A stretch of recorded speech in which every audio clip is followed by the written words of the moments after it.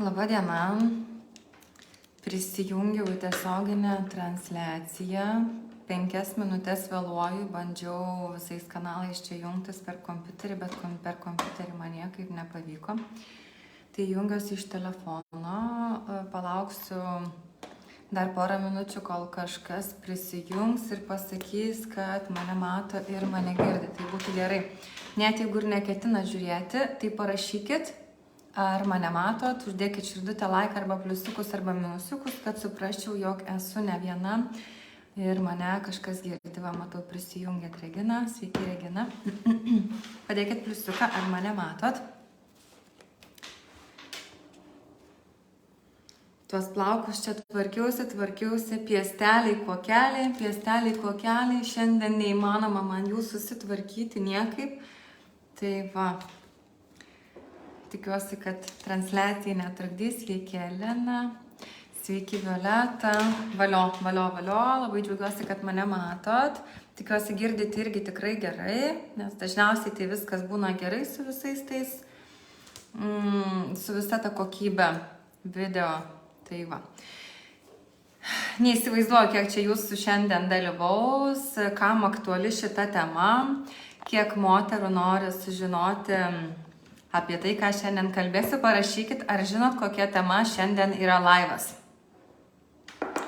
Kokia tema mes čia susirinkom šiandien pakalbėti. Ar žinot, kur atsidūrėt? Laukiu jūsų komentaro. Tuo įsijungsiu dar per kitą kanalą, pažiūrėsiu. Turėčiau irgi save matyti, va, ir tada matysiu komentarus geriau. Tai parašykite, į kokį laivą šiandien atėjote, į kokį webinarą. Ir ar turit kažkokį tai lūkestį, žinot, gerai, Regina, džiaugiuosi, kad žinot. Ar turit kažkokį tai apie vyrus?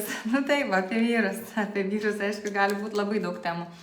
Tai šiandien apie vyrus, tokius vyrų tipus, su kuriais neįmanoma sukurti harmoningų santykių. Va, tai pamažu ir pradėsim. Iš esmės, sukurti santykius ir būti poroje galima tikrai labai su daug kuo. Ar ne? Bet šiandien kalbėsim apie tokio tipo vyrus, su kuriais, neįmanoma, nebent jūs parduodat savo gyvenimą velniui. Čia taip švelniai tariant, negyvenat savo gyvenimo ir gyvenate to žmogaus gyvenimą. Tai šiandien pakalbėsiu apie 5 pagrindinius vyrų tipus ir porą tokių užsiminsiu, su kuriais irgi yra reikalų. Va, tai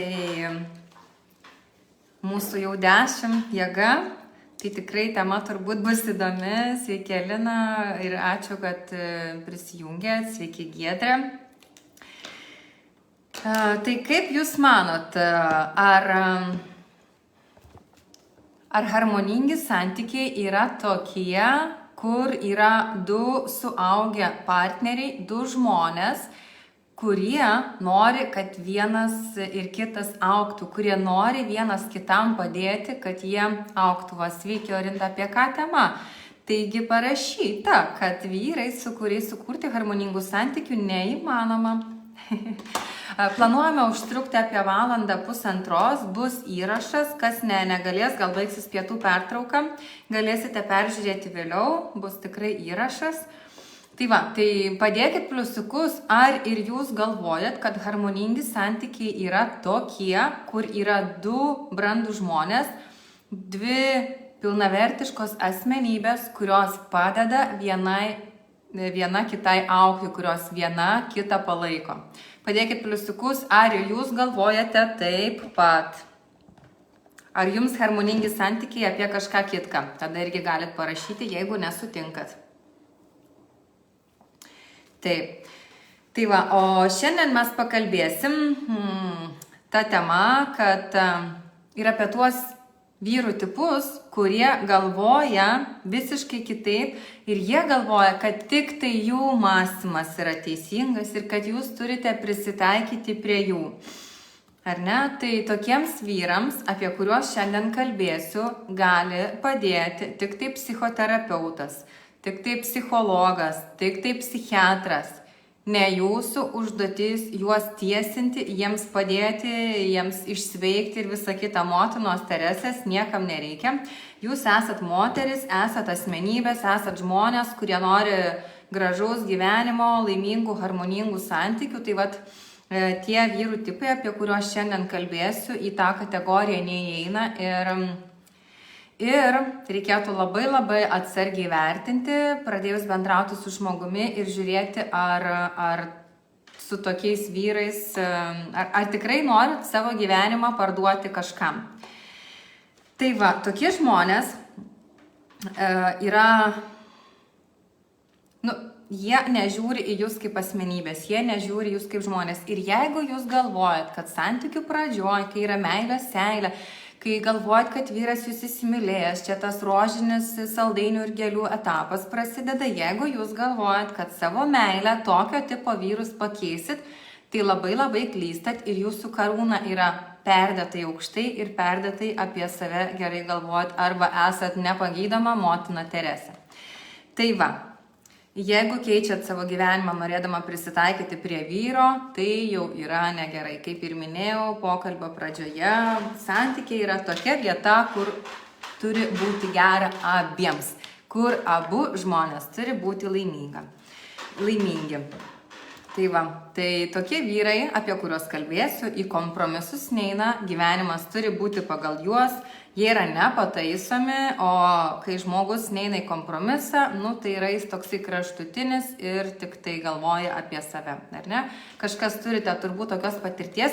Dabar noriu pasakyti, kad jeigu jums kažkoks klausimas iškyla, kai aš kalbu, tai jūs galite rašyti. Aš atsakysiu vėliau, jeigu jūsų klausimą neatsakysiu, klausimą galite dubliuoti, parašyti dar kartą, kad nepasimestų tarp kitų komentarų. Taip, tai va, tai dabar jūs parašykit, kokio tipo vyrai tai galėtų būti, su kuriais santykiai yra neįmanomi. Laukiu jūsų komentaruose, kaip jums atrodo, su kokiu vyru santykis galėtų būti neįmanomas. Rašykit komentaruose. Bus įdomu, paskui aš jums išskleisiu visą sąrašą. Būtent tokių moterų pasitaikė. Mano keli būtent tokių moterų pasitaikė, supratau. Moterų, su kuriuom neįmanoma bendrauti, turit minti, Skaistė. Matau, kad jūsų yra 11 žiūrinčių, laukiu bent porą žmonių, kas parašys, su kokiais žmonėmis jūsų nuomonė atrodo, kad harmoningų santykių absoliučiai neįmanoma sukurti. Tai vat parašykit. Ir aš vėliau, kai pasakosiu apie tuos tipus, tai noriu pasakyti, kad tie tipai gali būti persipinę vienas su kitu. Dabar rašo, kad kontroliuojančių, pavydžių, savimilų, pastoviai susiraukusių, nepatenkintų, kur priekaištauja. Taip, kur peržengia ribas, taip. Tai va čia šitie dalykai, šitos savybės, apie kurias rašote, jos pateks į tų tipų aprašymus su narcizu. Taip, vienas iš jų yra narcizas. Su tuo, kuris netitinka lūkesčių, nėra nieko bendro, nes per pirmą pasimatymą pokalbį nesijauti patogiai. Čia su tuo, kur netitinka lūkesčių, tai su juo galima būtų, ta prasme, jeigu jis nėra smurtautojas ir visa kita galima, tik tai tiek, kad neturėsite apie ką šnekėti, nebus kitų sąsajos taškų. Tai iš tos pusės taip. Tai ačiū, kad pasidalinot truputėlį. Va, kaltinimai neprisiema atsakomybių, taip, tai čia visos tos manipulacijos. Tai dabar žiūrėkit, pradėsim nuo paties stipriausio ir pavojingiausio tipo, tai tas tipas yra smurtautojas. Pats pavojingiausias iš tiesų gali būti žiauri, grubi, tokia supervaldinga asmenybė. Dažnai su jumis gali būti daug baisesnis, daug agresyvesnis negu išorėje. Išorėje gali būti absoliučiai normalus žmogus ir nieko neįtarti, tas, kas neturi patirties, gali net neįtarti, kad va, čia tokio tipo vyras, ar ne? O asmeniniai, privačioj aplinkoj, jisai gali jūs nuvertinti, įžeidinėti, žeminti, menkinti, niekinti, tyčiotis, visaip šaipytis. Peržengia visas ribas totaliai. Ten, kur galima būtų išspręsti klausimą kažkokiom kitokiom priemonėm, jis totaliai peržengia ribas, yra grubus. Va, ir kitas dalykas, gali pradėti grasinti, šaipytis ir čia, kadangi paminėjau, kad tai yra pats baisiausio tipo žmogus, tai yra smurtautojas, jis dažniausiai naudoja fizinį smurtą. Kad ir kaip būtų skaudu, tikrai yra daugybė moterų, kurios gyvena tokiuose santykiuose. Vieną kartą vyras pakėlė ranką, atsiprašė, padovanojo gėlių, nupirko bilietus į teatrą ir sako, apsikabina kelius, ant kelių klaupiasi, žegnojasi, daugiau tikrai taip nedarysiu. Tai kad ir kaip skaudu būtų, kad ir kaip nepatogu, nemalonu, tai vis tik tai žinokite, tokio tipo vyras yra, jis nepataisomas, suprantat, jisai turi polinkį tam. Jisai turi polinkį tam, tai jūs jo nepakeisit, čia gali pakeisti tik tai specialistai. Va, tai jeigu moteris vieną kartą vyrui sudavus fiziškai, panaudojus fizinę jėgą prieš ją, jeigu moteris vieną kartą jam atleido, ką vyras toksai supranta? Jis supranta, kad su ja galima taip, čia pirma, o antra, kaip ir sakiau, jisai turi tam polinkį. Ir esant kažkokiai situacijai silpnesniai, kur jo nervinė sistema net laiko ir visa kita, tai jis vis tiek pratrūks. Yra daugybė atvejų, kai moteris labai nukenčia stipriai fiziškai, kai sužaloja, suluošina ir iki tiek, kad netgi nužudomas. Esu girdėjusi tiems, kurie dirba kriminalistikoje ir nužudimų bylomis užsiema, tai vienas iš dažniausiai pasitaikančių atvejų, kai nužudimo bylose yra buitiniam smurte aukos, tai vat būtent moteris.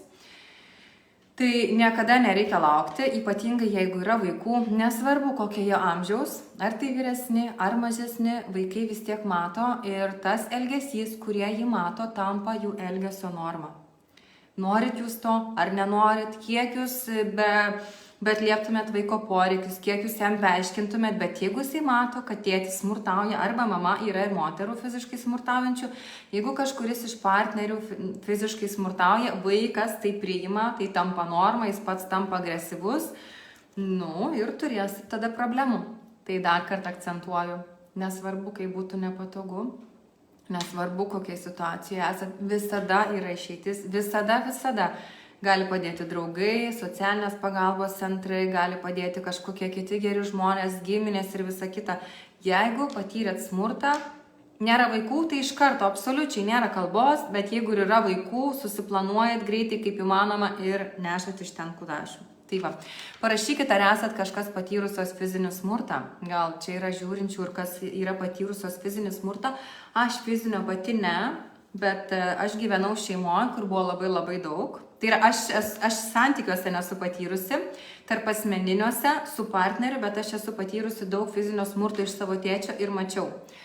Va, ir mano mama gyveno 30 metų, daugiau nei 30 metų su smurtaujančiu vyru, jai sulaužyti visi kaulai buvo, dantis visi, mėlyna ištisai, išoperuota, daugybė operacijų ir krūva kitų reikalų. Tai va. Tai viskas prasideda nuo vieno. Viskas prasideda nuo vieno kažko. Tai uždarė duris, jūsų neišleido išeiti. Apribojo fiziškai erdvėj, tai yra fizinis smurtas. Tai netyčia patempė už plaukų. Tai trenkė per ranką. Tai paėmė už pečių pakratę ar kažkas tokio. Ta prasme, viskas prasideda nuo mažytės kruopelytės. Ir jeigu bent kartą leisit, jisai supras, kad su jumis taip galima. Tai tiesiog labai reikia save saugoti, labai save gerbti ir labai save mylėti. Ir tą patį rodyti vaikam, nes kitaip, bet pasižiūrėkite, kiek mes Lietuvoje turim smurto proveržių, kiek nelaimingų šeimų. Ir tikrai labai dažnas atvejis yra smurtas šeimoje. Tai jeigu sutikote smurtautoją, iš karto eikit nuo jo ir bėkit, tiesiog bėkit. Va, kai kas rašo, kad asmeniški klausimai, bet prisižiūrėjus visokio smurto ir įvairaus kažkas rašo. Taip, tai tas fizinis smurtas yra tikrai praraja ir kuo ilgiau tame būnat, tuo sunkiau išeiti, nes, pripranta žmogus prie tokio gyvenimo būdo, prie tokių elgesio modelių ir neįsivaizduoja, kad gali būti kitaip. Tai va, saugokit save. Dabar noriu pasakyti, kad kodėl iš esmės moteris patenka į tokius santykius. Tai todėl, kad vaikystėje jos patyrė, kaip ir aš, savo laiku patyrė daug netoleruotino elgesio, daugybė atvejų buvo peržengtos ribos, joms tai susiformavo kaip normalaus elgesio modelis, kaip priimtino elgesio modelis, nes su jomis taip elgesi, reiškia taip buvo galima. Reiškia, ta jų normos riba yra labai labai plati. Ir jeigu ten menkina, žemina, šaiposi, tyčiojasi, grubiai elgesi, gali būti, kad joms tai priimtina kaip norma. Ir jos dar laukia, to kažko, kol dar gaus per galvą vieną dieną. Tai gerbkit save, siaurinkit tolerancijos ribas iki maksimumo ir nuo tokių vyrų bėkit kaip įmanoma greičiau.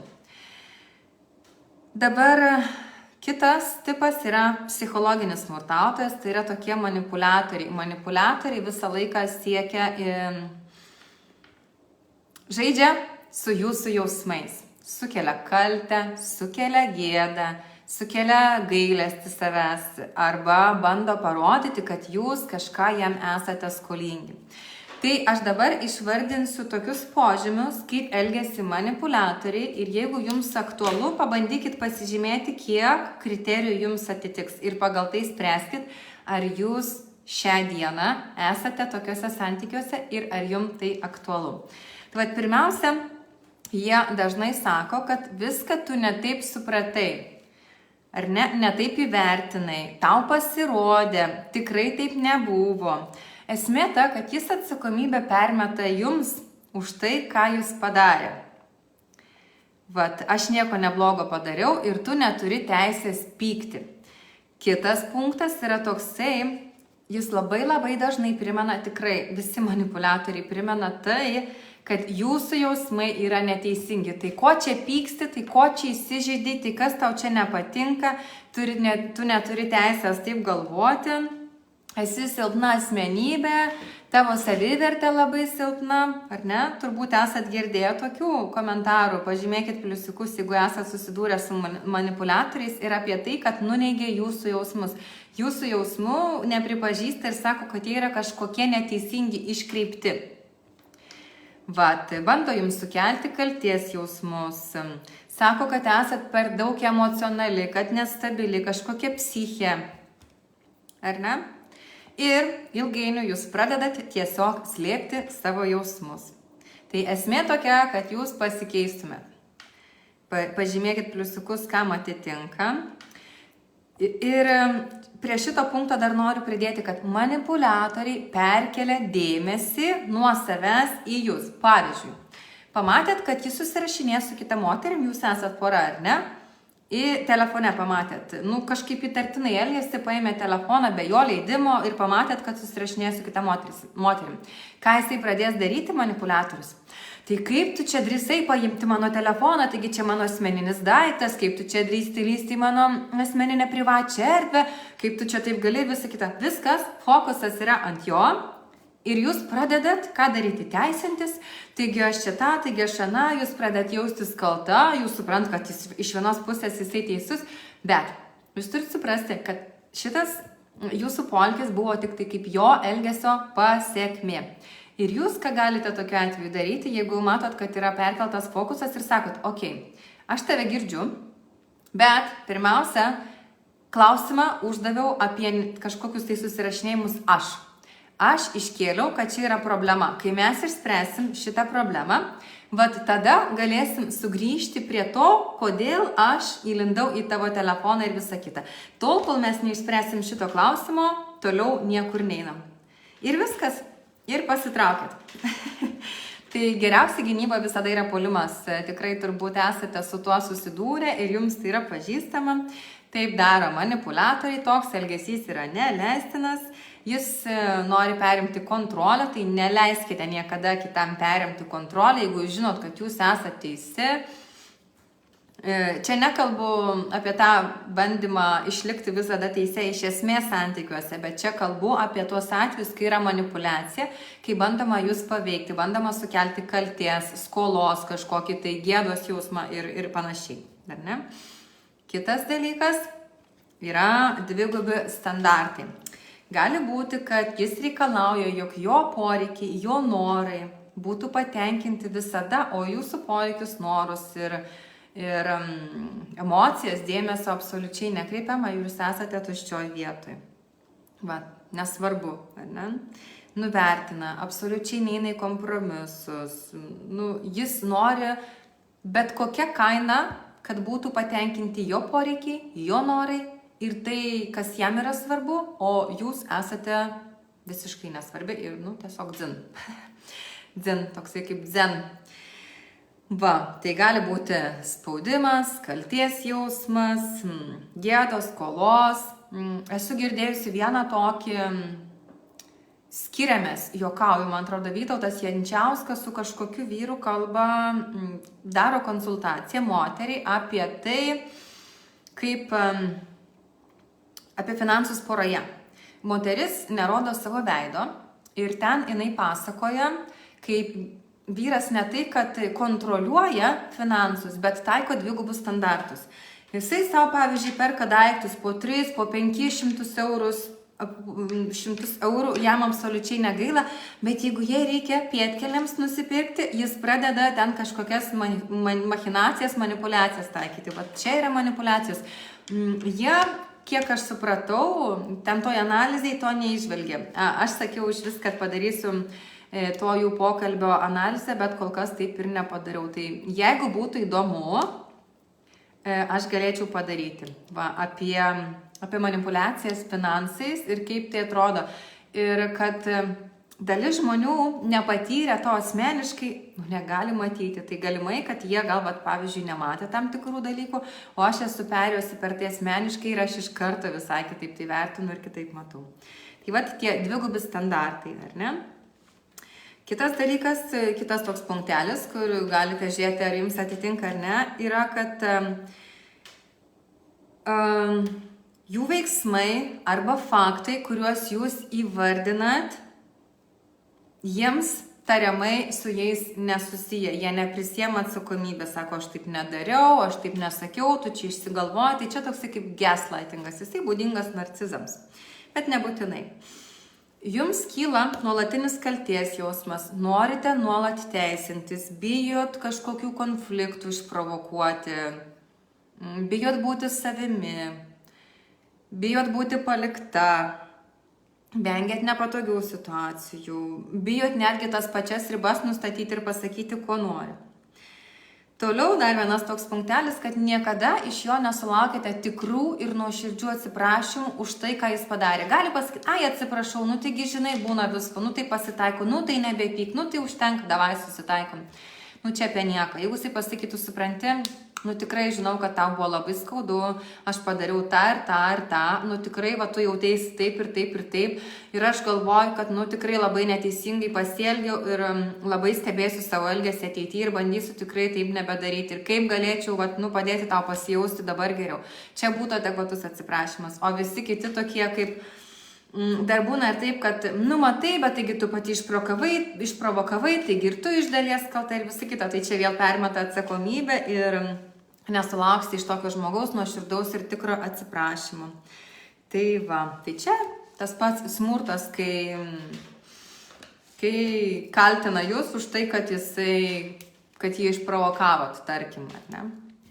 Dar vienas toks punktelis, šiek tiek užsiminiau, yra, kad vaikštot kaip ant adatų, bijot jo reakcijų, negalit būti savimi. Vyras jūs valdo per baimės jausmą.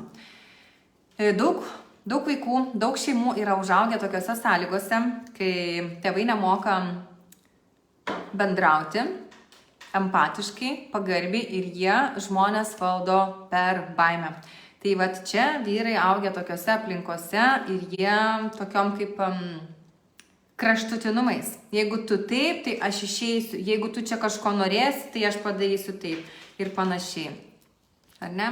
Baimė santykiuose iš esmės yra absoliučiai nenormalus jausmas. Neturite bijoti savo partnerio. Jeigu bijote, tai yra nenormalu. Dar kartą kartoju, jeigu bijot savo partnerio, tai yra nenormalu. Nenormalu.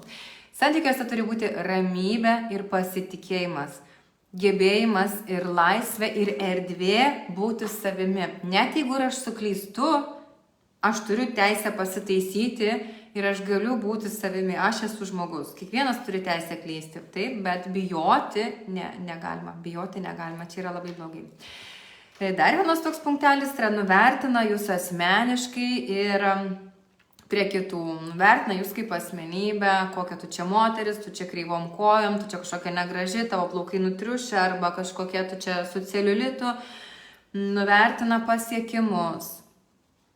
Bet daug, tikrai nemažai moterų su tuo susiduria. Vis kažką darai ne taip duvalai dulkes, ne taip plauni indus, ne taip plauni grindis, ne taip išlyginai marškinius. Nu tai ką gali daryti, jeigu pradėsit šitoje vietoje teisintis, nu vat pavyzdžiui, situacija, ar ne, valo dulkes ir ateina tas ponas manipuliatorius ir sako, ne taip, tu čia valai, neteisingai čia liko tų dulkių.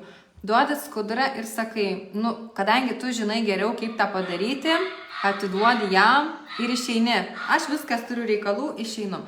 Tai čia tokioje kaip pliusiniai pozicijoje, ne iš aukos būsenos, nepradedam teisintis ir jam duodam suprasti, kad ne, su manim taip negalima, jeigu tu žinai, kaip geriau daryti, eini ir pats darai, bet manęs nekontroliuosi ir man nevadovausi. Va, tai bandyti taip. Ar ne? Jeigu šalia savo vyro jaučiatės nepilnavertiška moteris, vis kažkokia, nu netokia, vis kažko trūksta, tai negraži, tai nepakankama, tai nepakankamai moteriška, nu tai yra signalas. Prie savo vyro, su savo vyru turite jaustis geidžiama, mylima, vertinama, kad jūs jam rūpite, kad jis jumis žavisi, gėrisi ir visa kita. Gali būti tokie pašiepimai, sarkastiški kažkokie. Sarkazmas santykiuose iš esmės yra negerai. Tikrai esu sutikusi tokio tipo vyrų ir mačiusi ir stebiu internetiniai, socialiniai toje erdvėje yra tokių, kurių komentarai tokie yra kandus, sarkastiški. Nu, neleiskit su savim taip elgtis ir vyrai, vat matau, irgi klausot, tai sarkastiški juokeliai, nu, žinokit, moterims nepatinka. Va. Dabar tai tie, kas žiūrite, ir aš sakiau, kad čia yra psichologiniai smurtautojai, manipuliuotojai ir išvardinau punktus, kaip jie elgiasi. Jeigu čia save atpažinote daugelį vietų ir esate santykiuose, pagalvokite dar kartą, ar tikrai esate ten, kur norite būti, ar jūsų laikas yra vertas ir ar galvojat, kad jisai pasikeis. Tai tiesiog pagalvokit ir darykit atitinkamai išvadas ir sprendimus. Bet su psichologiniais smurtautojais, aišku, jeigu nėra fizinio smurto, nebūtina iš karto bėgti, nes tai nėra grėsmė tai jūsų gyvybei, nekelia tokio pavojaus va šią akimirką. Tai yra tiesiog ilgalaikiai perspektyvoje visiškai sužlugdo žmogų. Va čia yra toks narcizai, apie kuriuos kalbėsiu vėliau. Tai žmogus praranda savivertę iki pat plintuso, jaučiasi absoliučiai nevertinamas, negerbiamas, kad nieko negali, nesugeba ir be to smurtautojo netgi nebegalėtų išgyventi. Nes jam taip išplaunamos smegenys, tai va. Tai su tais psichologiniais smurtautojais yra taip, kad galima bandyti, kaip tą padaryti? Tiesiog brėžti ribas, sakyti, ne, taip negalima, man taip netinka, ne, su manim taip negalima. Dirbti su savim asmeniškai ir nustatinėti ribas. Jeigu matot, kad jas vis tiek peržengia, kad progresas joks nevyksta, nu, tada jau darykit išvadas. Tai va, pažymėkit pliusiukus, ar esat susidūrę kažkas su manipuliatoriais ir su tais psichologiniais smurtautojais. Ar bandėt juos pakeisti? Va, Edita rašo taip, kad psichologinis smurtas iš esmės palieka pasekmes visam gyvenimui. Palieka tai priklausomai nuo to, kiek ilgai jūs tenais būnate. Ir jeigu iš ten išeinat, tai iš to gaunat labai didelės pamokas. Labai didelės pamokas. Visiškai kitaip žiūrite į žmonės, atkreipiate dėmesį į kitus dalykus, esate atsargesnės, esate jautresnės. Va, tai jeigu mes iš to pasimokom, mums yra nauda, žmonės sutinkam tikrai neatsitiktinai. Žinot, sako, toks tokį pritraukia. Jeigu yra tironas, bus auka, bus ir tas auka. Tai reikia šituo atveju galvoti, dėl kokių priežasčių tas žmogus mūsų gyvenime atsirado. Va. Matau, kad tikrai yra ne viena moteris susidūrusi su tais psichologiniais smurtautojais. Tai iš esmės, to psichologinio smurto tokių apraiškų yra ne tik santykiuose, jo yra ir darbe, ir darželiuose, ir mokyklose daugybė. Gali būti pasyvi agresija, tai čia irgi kaip psichologinis toksai smurtas, tokie visokie komentarai kažkokie, vat, ir panašiai. Tai tikrai labai neskanu, kaip nuo to apsisaugoti, tai mokytis labai aiškiai iš karto nustatyti savo ribas. Man vienas buvęs mano vadovas, kai atėjau į tokią įmonę, didelę įmonę dirbti, tai buvo viešoji įstaiga, man, žinot, ką pasakė? Aš atėjau į top vadovų komandą, žinodama, kad ten bus daug po manim žmonių ir man pasakė, taip kaip tu save pastatysi, taip ir bus.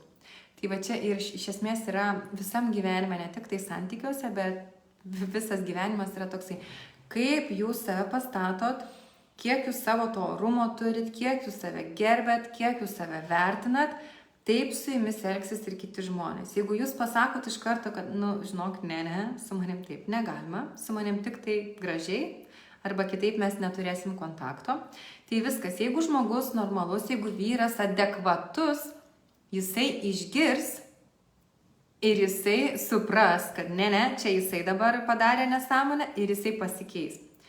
O jeigu tai yra manipuliuotojas, jis vis tiek bandys lipti, bandys spausti, bandys kažką daryti, kažkokius tuos kalties, gėdos, skolos jausmus sukelti ir paveikti jūs. Tai su tokiais, niekur nepakeliu.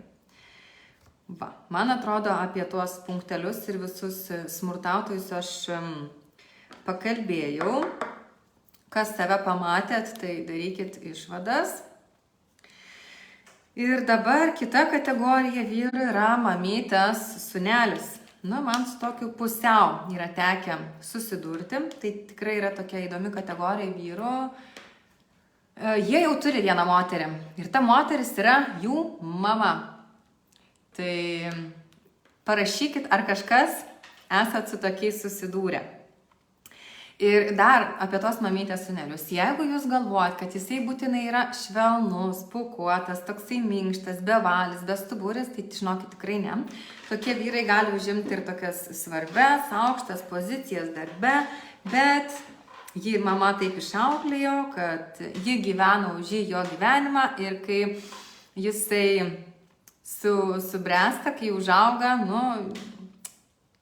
jinai išteka už jo, jisai veda ją. Tai va, čia yra tokia pora. Ir moteris su tokiu vyru, nelabai čia ką sukurs. Tai va, Rūta rašo, kad nesusidūrė su tokiais, nežinau, kiti, kurie klauso, ar teko susidurti arba pagalvoti, kad tai galėtų mamytės sūnelis. Iš esmės, pakomentuokit, ką jūsų manimu reiškia tas mamytės sūnelis. Tikrai esat girdėję. Mamyčiukas, mamytės sūnelis. Tai apie ką jums yra tai? Tai va, o kaip dabar atpažinti tuos vyrus? Jūs galit komentuoti, aš pasakysiu, kaip juos atpažinti. Tai, kai susipažįstat su vyru, čia aktualiau moterim, girdite, kad jis labai dažnai kalba apie savo mamą. Jis tą mamą idealizuoja, jis ją kelia ant pjedestalo, jis ją vis surodo kaip pavyzdį, jis klausia mamos nuolat patarimų, jis nepriima sprendimų nepasitarę su mama. Kai būnat santykiuose, jeigu iškyla konfliktas, jis pirmiausia bėga kur? Pas mamą. Tai va, jūs visą laiką būsit antra, pirmoje vietoje bus visada mama. Mama yra svarbiausia gyvenimo moteris. O aš noriu pasakyti, kad tada, kai vyras sukuria santykius, tai arba turi partnerę, draugę arba žmoną, jo svarbiausia gyvenimo moterimi tampa moteris, ta, kurią jis pasirinko, bet ne mama. Mama yra svarbiausia iki tol, kol jo gyvenime atsiranda kita moteris. Matau, kad yra vyrų, pakomentuokit, ar jūs manot irgi taip pat, kad mama yra svarbiausia jūsų gyvenimo moteris iki tol, kol jūsų gyvenime neatsirado mylimoji. Tai parašykit, ką jūs apie tai galvojat.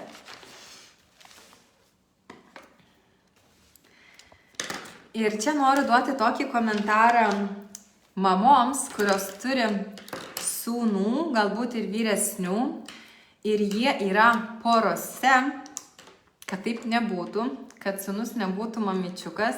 Jeigu ateina pas jūs su pagalbos prašymu, su kažkokiu situacija reikia sprendimą surasti, tai jūs gerbdama tą moterį, su kuria yra jūsų sūnus, jūs turėtumėt pasakyti, kad aš labai gerbiu ir labai vertinu, kad atei pas mane.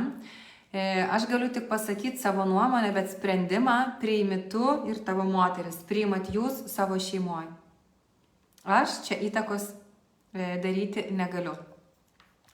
Tai čia yra toks labai labai pagarbus požiūris ir mamos turėtų šitą savo dalyką atsiminti ir nesikišti į kitos šeimos gyvenimus, turėti savo gyvenimus. Dabar kodėl tos mamytės taip įsimyli savo sūnus?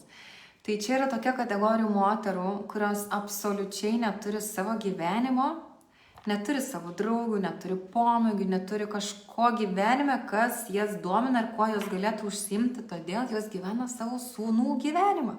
Ir tai yra košmaras. Yra tokia knyga, kam bent šiek tiek šita tema yra aktuali ir kas galbūt kažkam tai atrezonuoja, kad galbūt aš kažkur taip elgiuosi, galbūt per daug noriu kontroliuoti savo sūnų, galbūt per daug išuosi į savo sūnaus poros santykius. Yra tokia knyga Motinos meilės pančiai, Pūtai Materinskai Liubvi. Galima arba rusiškai, arba lietuviškai surasti, tikrai labai labai gera knyga. Aš skaičiau, ne visą perskaičiau, bet ten rašo apie tas mamas, kurios savo meilę supančioje, kurios užmyli perdėtai savo tos sūnus ir neleidžia jiems kvėpuoti ir nori kontroliuoti visą jų gyvenimą. Ateina pas juos į namus neįspėjusios, gamina valgyti, kontroliuoja, duoda tokius komentarus kažkokius marčioms, kad tu čia nepakankamai gerai tą darai, nepakankamai aną gerai darai. Tai dabar sakau, kad tokių vyrų taip paprastai pakeisti nepavyks ir tikrai nereikia. Pasakysiu, kas bus, jeigu jūs bandysit pakeisti vėliau. Ir dabar noriu pasakyti, kad net 35% šeimų patiria sunkumų arba netgi išsiskiria dėl to, kad kišasi tėvai, o dažniausiai mamos. Tai mamos, kurios dabar klausot, ir jeigu turite vyresnių sūnų, kurie draugauja arba kurie jau yra vedę ir sukūrė šeimas, leiskit jiems savo reikalus spręsti savo šeimoje. Ten yra jų taisyklės, ten yra jų gyvenimas, jie pasaulį mato kitaip, jie turi galbūt kitokias vertybės. Jeigu kreipiasi patarimą galima duoti, bet sprendimus tai priima jie patys. Tai požymiai. Dabar tie požymiai mamytės sūnelio. Jo idealiausia moteris yra mama. Jinai visada yra ant to pjedestalo, ta svarbiausios gyvenimo moters pozicija jau yra užimta ir žinokite, kad jūs visada būsite antra. Mama galvoja taip, mama galvoja šitaip, mama darytų taip, mama darytų anaip. Žodžiu, lygina ją su jumis, bet ne jūsų naudai. Mama jam skambina reguliariai. Toks vyras gali atsiliepti pasimatymo metu, gali atsiliepti kažkokio tai svarbaus jūsų pokalbio metu, gali atsiliepti netgi sekso metu. Taip. Tai jo mama jam yra svarbiausia kiekvienam žingsnyje ir jisai maksimaliai teikia prioritetą jai. Tokie vyrai nenori suaugti, nenori prisimti atsakomybės, jie taip nepakankamai rūpinasi savimi. Ta moteris, kuri yra santykiuose, jinai ir atstoja jam tą tokią pusę, kuri juo pasirūpina kaip vaiku. kaip vaikų, nes jisai jau yra tai yra vedęs savo mamą kaip pagrindinę moterį. Tik tai pasakysiu vėliau vieną dalyką, ko tarp jų nėra. Nors būna, pasirodo, mes kalbėjom apie tai tiesioginėme eteryje su Sadausku, nes būna ir tokių atvejų, ten jau iškirpimai. Tai va, paminėjau dabar, kad noriu pasakyti tai, jog mamos ir sūnaus santykiai, jeigu susidūrėt su tokio tipo vyru, yra ne jūsų reikalai, ne jūsų bėda. Jūs galite padaryti tik tai, kas priklauso nuo jūsų.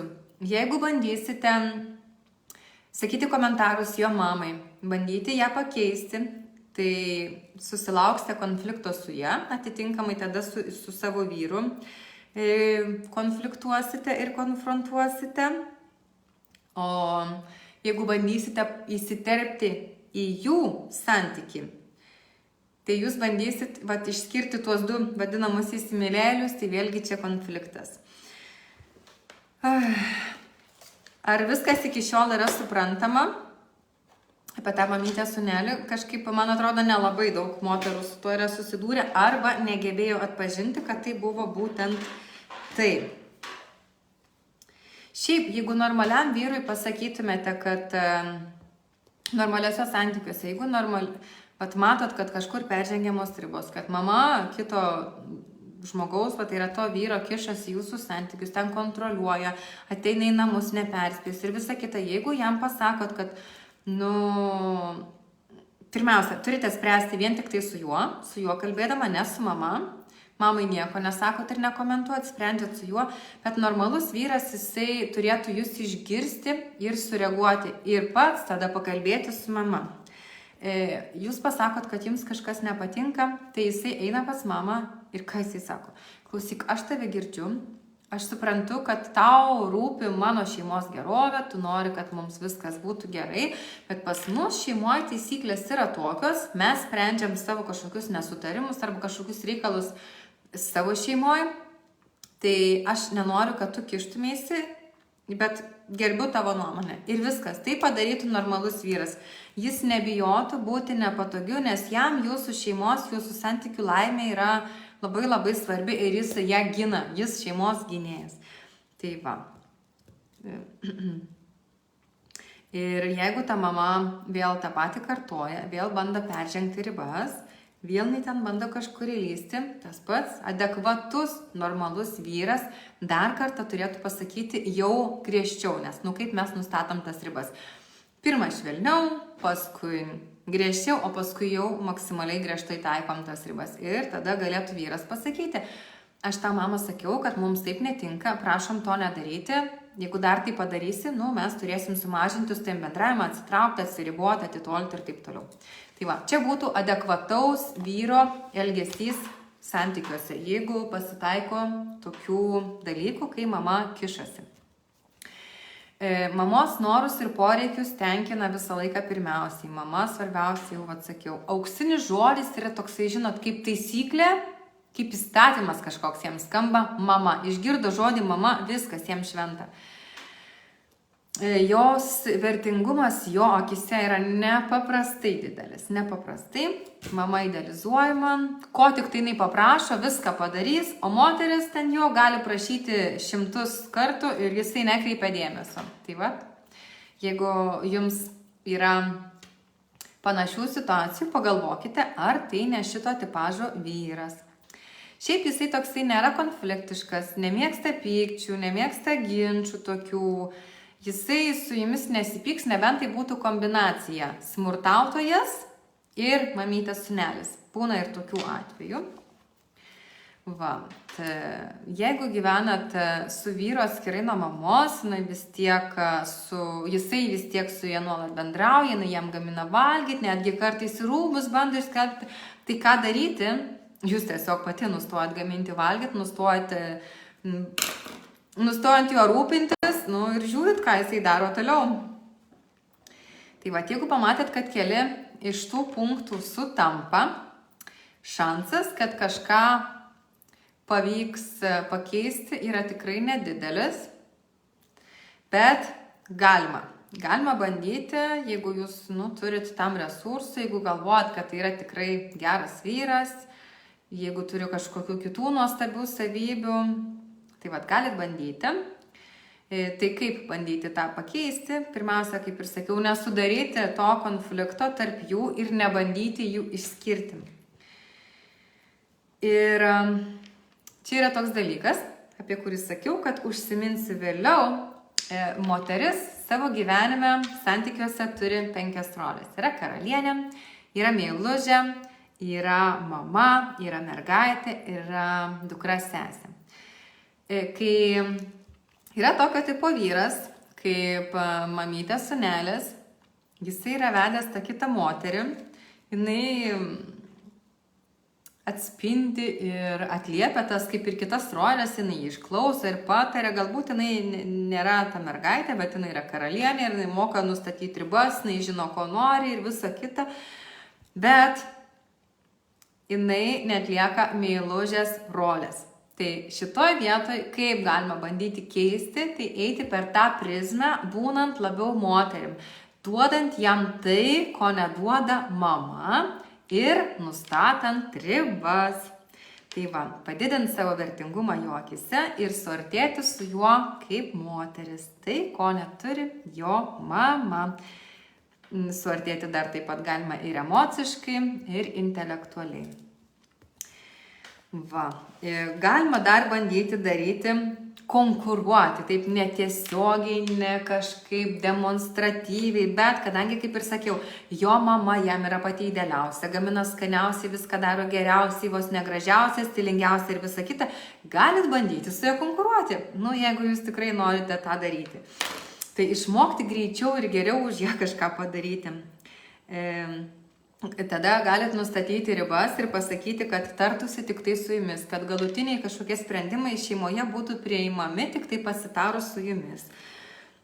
Iš karto jam pasakyti, kad jūs tam vyrui nebūsit mama ir kad jūs norit santykių su vyru, o ne su berniuku. Va čia yra labai svarbus dalykas. Spręsti problemas iš karto, kol jis nespėjo nubėgti pas mamą. Ir dar vienas dalykas, tai bandyti apriboti jo bendravimą su mama. Tai tiesiog skirti daugiau laiko, bandyti suartėti intelektualiai, emociškai, sukurti kažkokias emocijas, važiuoti į keliones, eiti į kažkokius renginius, su kažkokiais kitais dalykais užsiimti, kur susikuria jūsų tas emocinis ryšys, kur jūs turite pasidalinti jausmais, kažkokiais potyriais. Tai tokie punkteliai, kuriuos galima pabandyti išnaudoti, jeigu esate tokia situacija ir jeigu esate pasiruošusi tikrai daug investuoti, nes per vieną dieną to padaryti tikrai nepavyks ir vienos dienos nepakaks padaryti pokyčiui. Ar suprantama iki čia? Padėkit pliusiukus, gal kažkokių klausimų iškilo apie tai. Ar esat matę tų mamos sūnelių kažkur aplinkoje? Matau, kad komentaruose tai nebuvo nieko, nieks neparašė iš tiesų, ką galvoja, kas tas mamytės sūnelis yra. Gal dabar atėjo kažkoks apibrėžimas jūsų galvose? Jeigu atėjo, tai parašykit, kol kas viską suprantat, liuks. Tai o jeigu viskas sutampa iš to, ką aš paminėjau, tai galite eiti mėginti distanciją.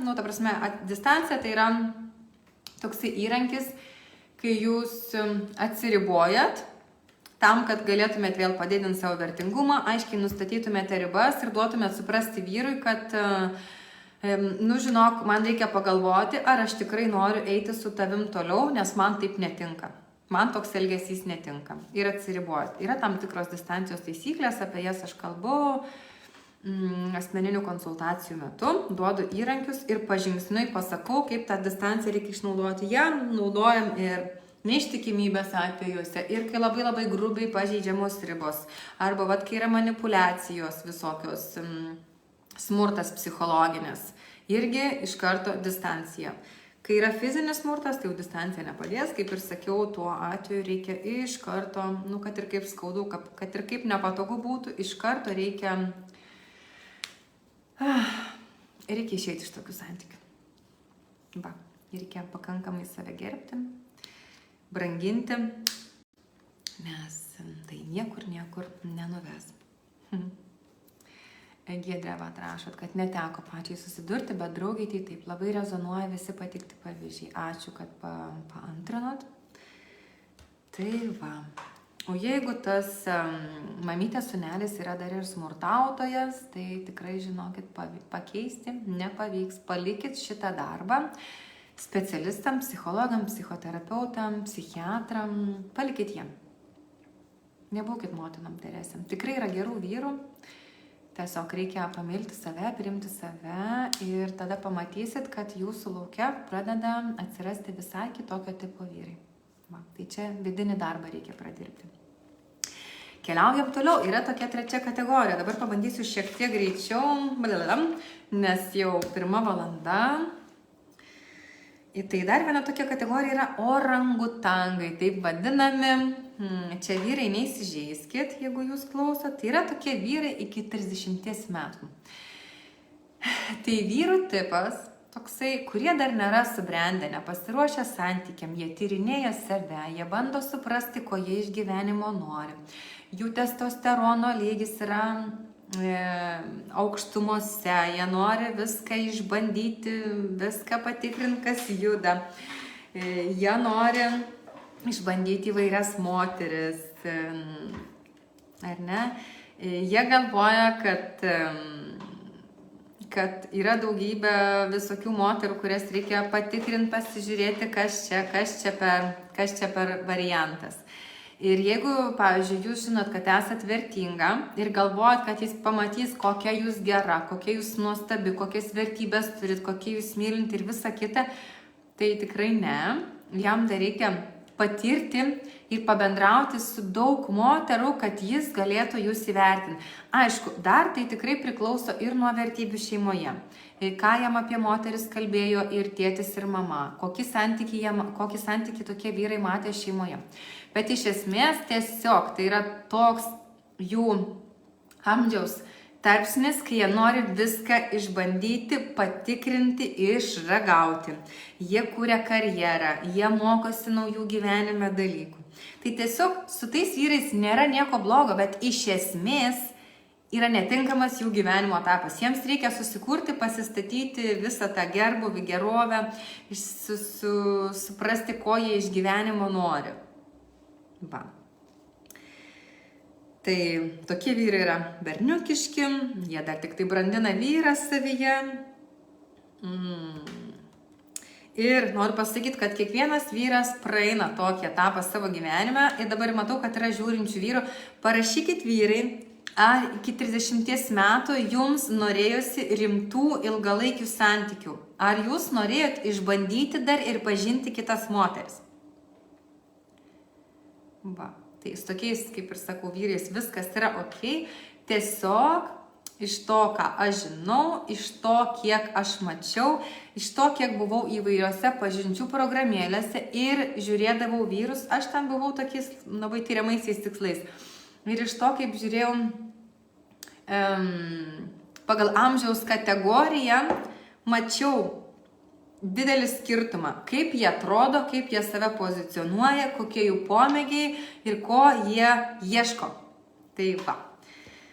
Vyrai nerašot, nenorit, tai nerašykit, jeigu norit, parašykit, pantrinkit, pantrinkit, tai apie tai turiu minti, kad vyrai iki 30 metų tikrai būna nepasiruošę rimtiems santykiams ir jie dar nori kvailioti, šėlioti, išragauti, išbandyti daug moterų, paragauti, kaip skiriasi jų skoniai ir visa kita. Tai va, tai čia tokio tipo vyras, kurio irgi reikėtų vengti, jeigu norite ilgalaikių ir harmoningų santykių.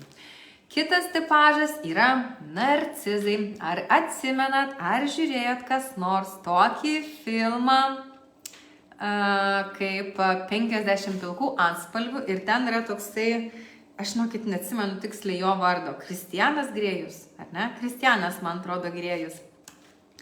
Toksai gražuolis, perfekcionistas, viską daro tobulai, viską žino, sukontroliuoja ir visa kita. Tai va ten yra tokio tipo vyras, ten yra narcizas, taiko dvigubus standartus, įsimylėjęs save, kito poreikiai jam nesvarbu, Dažnai tokio tipo vyrai turim daugiau drabužių negu moteris savo spintoj, visas dėmesys yra tik tai į save. Ar su tokio tipo vyrais galima gyventi? Galima. Jeigu absoliučiai, totaliai, maksimaliai prie jo prisitaikysit ir neturėsit savo gyvenimo, jūsų savo gyvenimą paaukosit, tai jūs niekada pirmų smuikų tuose santykiuose negrosit.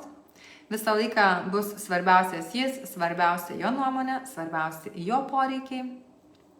Tai narcizų pas mus visuomenė yra tikrai nemažai. Pati esu susidūrus ir turiu patirties asmeninės ir nemažai. Tai su tokio tipo vyru santykiai yra absoliučiai neįmanomi, harmoningi. Su juo gyvent galima, jeigu jisai nesimuša, negeria, dar kažką, taip galima, tik tai jūs parduosit savo gyvenimą. Ir būsit prisitaikiusi, žemiau plintuso, būsit kaip įrankis ir kaip daiktas pasiekti jo tikslams. Kitaip, niekaip. Kas susidūrėt su narcizais, jeigu jums tai atliepia, padėkit pliusiukus. Komplimentų iš tokių vyrų irgi negausit. Visą laiką ras prie ko prikipti. Dažnai jie būna perfekcionistai.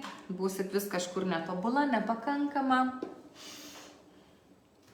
Bandys jūs uždaryti į narvelį ir visą kitą. Apie narcizus yra ne viena mano tiesioginė transliacija, tiek YouTube kanale, tiek Facebook. Buvo paskutinis apie narcizus, ar įmanoma su jais išgyventi. Mes su tokia Kaučerė Milda Simonavičė turėjom live, buvo labai daug naudingos informacijos, kam aktuali šitą temą plačiau, tai prasiskrollink mano sieną ir pamatysit, arba taip pat mano YouTube kanale Mūza namuose irgi yra įkeltas tas video. Tai čia buvo 4. tipažas vyrų, su kuriais harmoningi ir gražūs santykiai yra neįmanomi, narcizai. 5. kategorija vyrų, kurie sąmoningai renkasi nekurti santykių.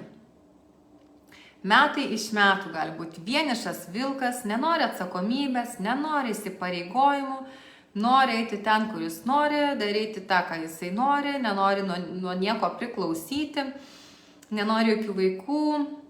Gali būti, kad tai yra toksai vyras, kuris vaikystėj, jaunystėj, paauglystėj labai greitai pradėjo karjerą arba sukūrė šeimą, užaugino vaikus ir jisai nespėjo išgyventi to orangutango laikotarpio ir nespėjo išsilakstyti, nespėjo išragauti. Ir dabar jis nori tiesiog mėgautis gyvenimu ir niekam nieko nebūti skolingas. Tai ar pažįsta tokio tipo vyro? Gali būti vyresni ir nusprendė, arba sakyti iš vis, kad santykiai man nereikalingi, neteikia jokios naudos. Aišku, jie savo poreikius patenkina visokiais kitokiais būdais. Pas mus yra, žinot, kad galimybė ir nusisamdyti moterį ir taip toliau. Tai rimtų santykių su tokiais irgi sukurti gražių negalėsit, nes jisai nenorės investuoti, skirti laiko ir panašiai. Tai kai pradedat bendrauti su vyru, kai susipažįstat, atkreipkite dėmesį, ką jisai kalba. Aš vienišas vilkas, nieko man čia nereikia, nieko aš čia nenoriu, man labai gerai vienam, aš nepasiruošęs santykiam. Tai jeigu jūs galvojat, kad čia yra kažkoks melas, kad čia kažkoks feikas, kad jis dabar čia tik tai pudrina smegenis, tai nusimkit karūnas ir įvertinkit rimtai ir racionaliai. Vyrai šiaip savo tokių dalykų nesako. Vyras sako, tikėkit, nereikia dar kartą kažko, kad įrodytų, jog tai yra tiesa. Pasakė ir tikėkit.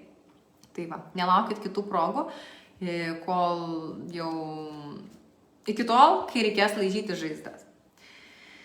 Tai klausyti, ką sako. Dar, ką aš čia norėjau pasakyti, kaip ir viską žinokit.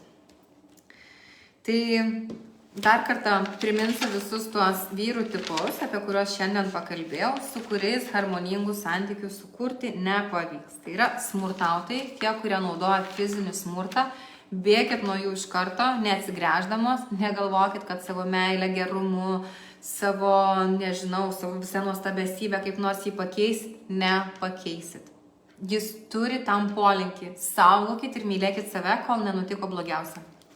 Psichologiniai smurtautojai ir manipuliuotojai, su jais galima bandyti, mėginant nustatyti aiškias ribas ir stebėti, kaip jisai elgiasi toliau. Kita kategorija yra mamytės sūneliai, kurie jau vedė savo mamą, kurių svarbiausia gyvenimo moteris yra mama.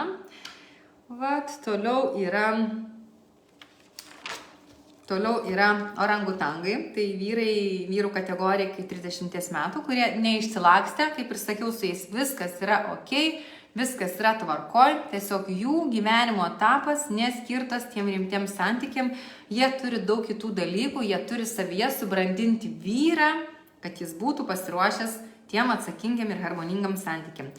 Kitas tipas yra narcizai, apie narcizus yra daug informacijos mano live transliacijose, yra nemažai postų, scrollinkit, pamatysit. Tai save įsimylėjusi asmenybė ir jeigu norit būti su narcizu, tai parduokit savo gyvenimą, su juo tada galėsit gyventi.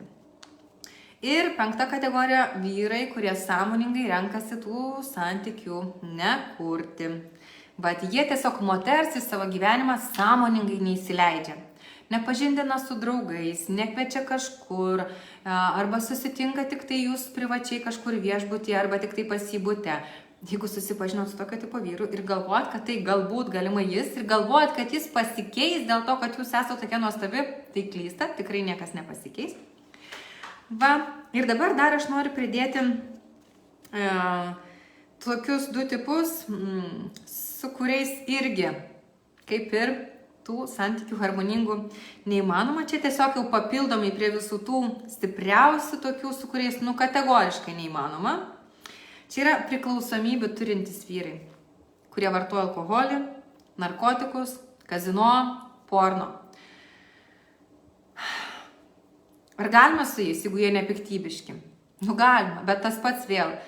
Jūs nebūsit laiminga, jums trūks ir to dėmesio, ir saugumo, ir pasitikėjimo, ir krūva kitų dalykų, ko tikitės ir norit iš partnerio sveikose santykiuose, čia negausit. Čia bus nuolatinės abejonės, dvejonės, nepasitikėjimas, noras patikrinti, noras pakontroliuoti. Nejausite, kad turite partnerį vyrą šalia. Tai šitie žmonės, alkoholikai, narkomanai, nesvarbu ten, žinot, kas savaitę parūko žolytės, tai yra narkotikas, veikia psichiką. Pagalvokite apie tai, jeigu dar neturit vaikų, pagalvokite apie tai, kas bus, kai jūs turėsit vaikų. Ar galėsite su tuo žmogum 100% atsakomybei pasitikėti ir palikti jam savo vaikus? Ar galėsit pasitikėti tokiu vyru?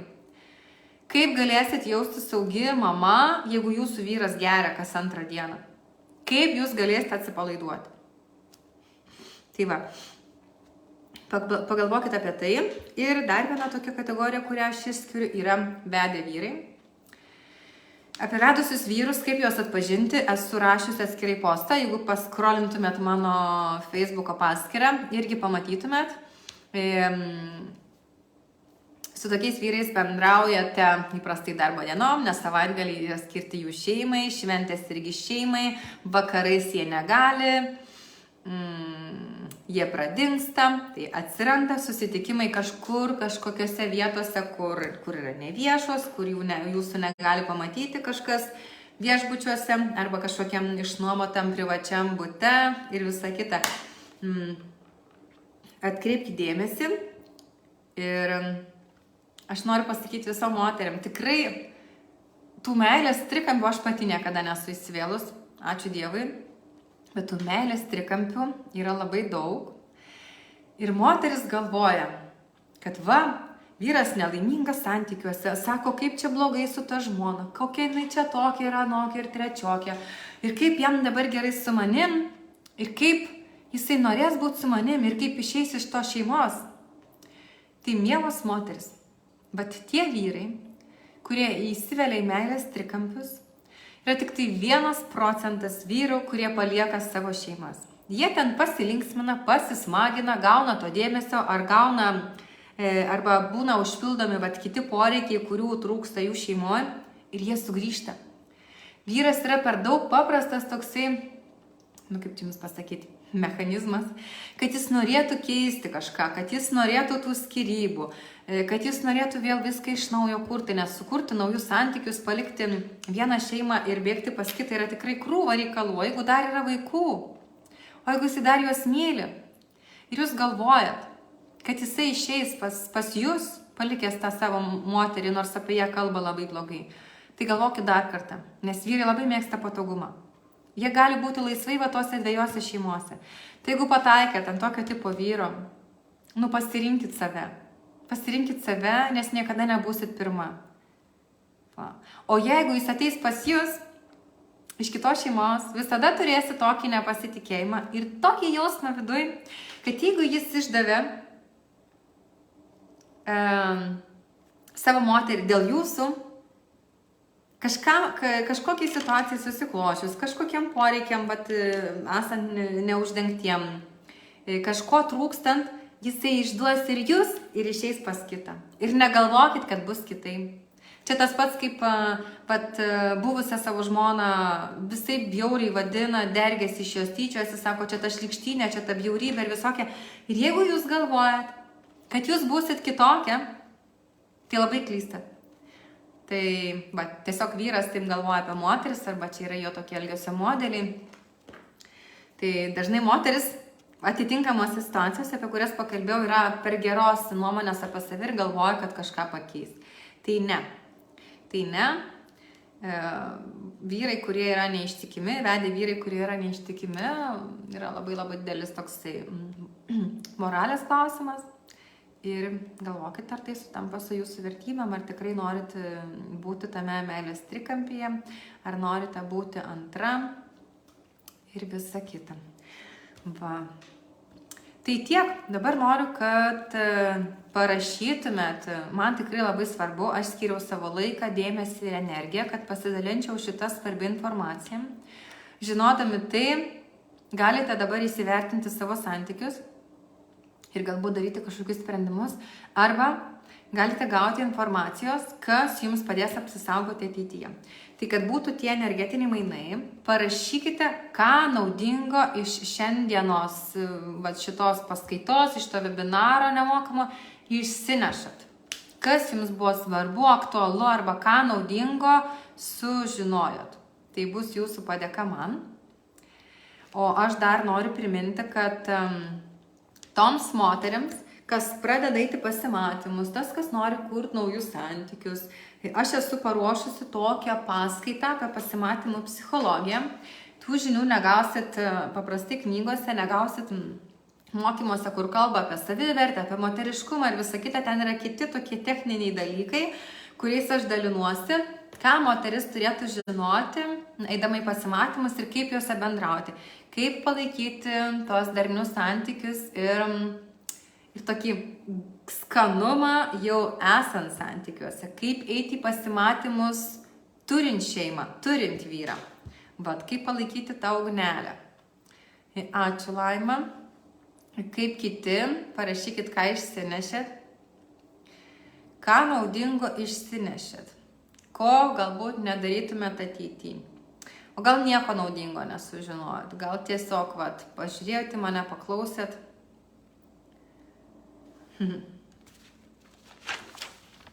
Ir aš noriu pasakyti, kad spalio 5 dieną lygiai tokiu pačiu formatu, kaip šiandien, 12 valandą, bus paskaita irgi nemokamai apie moters resursus, išorinius ir vidinius. Bus labai įdomu, bet ta moters savivertė, vertingumas, meilė savo ir visa kita. Bet ten bus tokiais punktais konkrečiai, iš ko susideda tas moters visas vertingumas išoriniuose dalykuose ir vidiniuose dalykuose. Tai Rūta rašo, kad neseniai išsiskyrusi, kad užtvirtinau, jog tai vyko nebereikalo. Kad beliko išbūti su savimi ramiai ir judėti pirmin. Atradau savo vyro tipą kaip ant delno. Ačiū, prašau.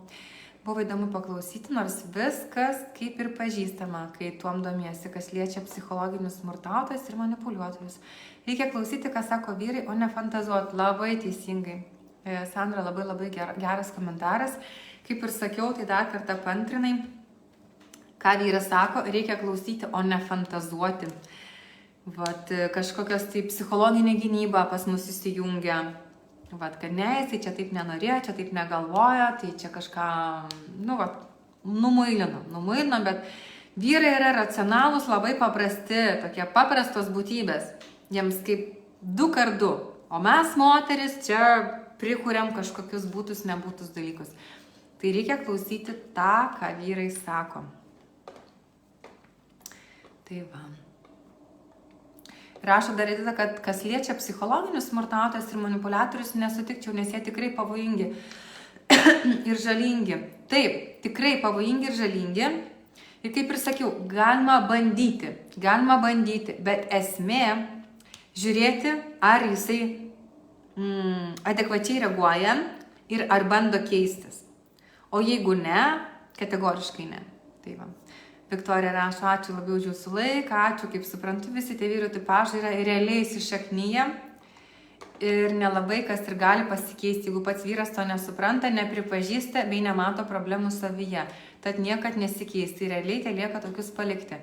Taip, Viktorija, taip, esmė, kad įvyktų pokytis, bet jeigu atpažinote kažkur, ar ne, kažkurios tipažus savo aplinkoje, ar būt netgi savo santykiuose, esminis dalykas, vyras turi pripažinti, kad jis kažkur feilina, kad jis negerbia, kad jis pažeidinėja ribas, kad jis manipuliuoja. Bet kaip ir sakiau, kadangi tai, ką jisai sako, yra jo vienintelė ir nenuginčiama tiesa, tai tokiu atveju yra absoliučiai santykiai neįmanomi. Va. Ir tada su tokiais nereikia susidėti, nereikia su tokiais kurti santykių ir reikia nuo tokių bėgti. Tiesiog. Va.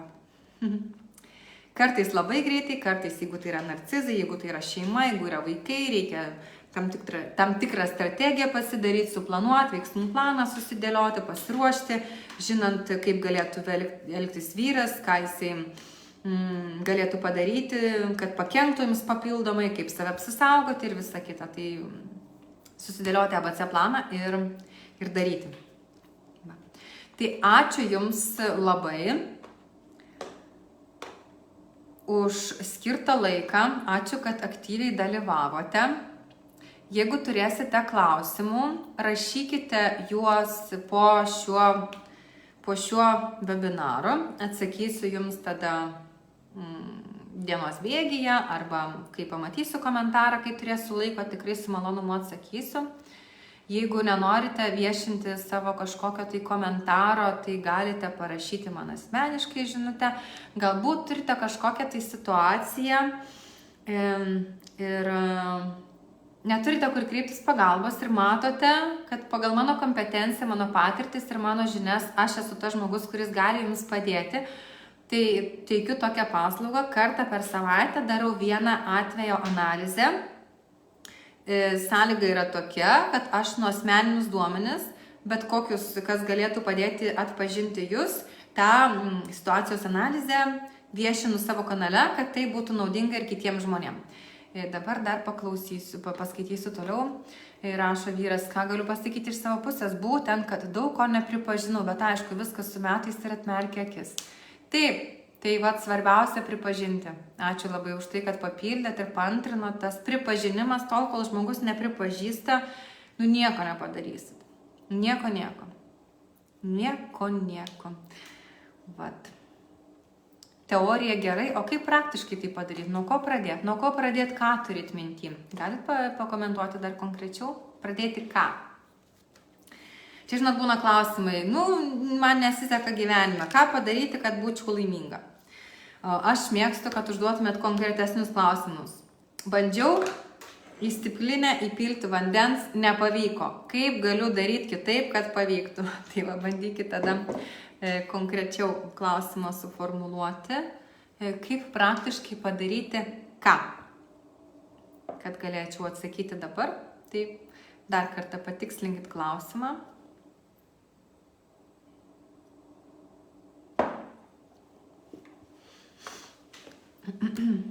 Kaip suprantu, rašot. Jeigu dar kažkas turit, irgi parašykit. Va, prisijungia ir mano mylima Karina. Labas.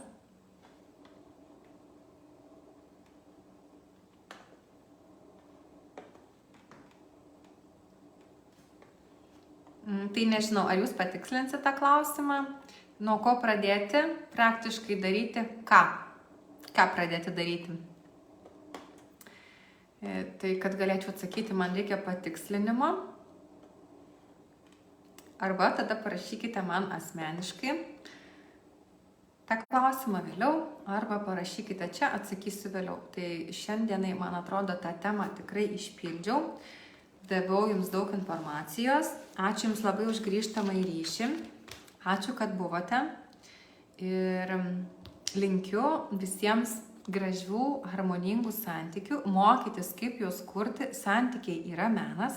Dar kartą primenu, kad esu paruošusi paskaitą, kurią galime įsigyti mūzanamuose.lt. Kaip eiti į tuos pasimatymus, nuo ko viskas prasideda. Ir aš esu vieną video sukūrusi, kad iš esmės daugybės nevykusių, netikusių santykių galima būtų išvengti, jeigu mes žinotumėm, kaip eiti į pasimatymus, į ką atkreipti dėmesį, kokius klausimus užduoti, kaip bendrauti ir visa kita. Tai va, tai viskas prasideda nuo kažko. Tai tas kažkas galėtų būti, kad sužinotumėt, kaip bendrauti pasimatymuose, kaip pažinti žmogų, kaip su juo, kokius tos klausimus užduoti, ką daryti galima, ką negalima, va, ir visa kita. Dar rašot, manau, kad vyras išgyvena krizę, beveik nesirūpina namais, kaip elgtis moteriai, rūpintis savimi ir vaikais, ačiū jums. Klausimas, nesirūpina namais. Anksčiau rūpinosi, kalbėti su juo, kalbėti, paklausti, pasakyti, kad jaučiu, ne per puolimą, ne per kritiką, ne per pretenzijas, pasakyti, kad jaučiu, kad kažkas vyksta, ar norėtum apie tai kalbėti, man pradeda trūkti tavo pagalbos, neužsidaryti savyje irgi, kad jeigu tu čia taip, tai aš dabar taip. Jeigu yra normalūs sveiki santykiai, einat į kontaktą ir pasakot, pradedat nuo to, kaip jaučiatės jūs. Jaučiuosi kažkaip nesaugi, man trūksta ir to dėmesio, trūksta tavo pagalbos, ar kažkas nutiko, kaip aš galėčiau padėti, buvo anksčiau taip, dabar kažkas taip, ar kažkas pasikeitė, ar mano elgesy kažkas pasikeitė, pakalbam. Va. Gerai, parašykit privačiai dėl to papildymo ir dabar, Irena, ar atsakiau jūsų klausimą? Vat. Rūpintis savimi ir vaikais, kaip elgtis. Tai pasakiau, kaip elgtis, eiti su juo į kontaktą, bandyti išsiaiškinti, bet tik tai ne per priekaištus, ne per pretenzijas, kad tu čia to nedarai, tu man čia nepadedi, tu šitą tik atsisėdi ant sofos ir visa kita. Tai gali būti dar tas, kad jūsų vertingumas vyro akise yra labai kritęs, jis jūsų nebemato, kad jūs jam nebeįdomi, jūs jam kaip atversta knyga visą laiką, viską apie jūs žino. Tiesiog jūs esate nebeįdomi ir, jisai sėdo ant sofos. Kitas dalykas yra ribos.